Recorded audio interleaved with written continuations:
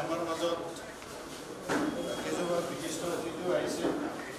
আমাৰ মিত্ৰ দলৰ সহযোগী ৰাইজৰ দলৰ আমাৰ অতি চিনাকি মোৰ ভাতৃপ্ৰতিম আমাৰ গোপাল কাকতি আহিছে।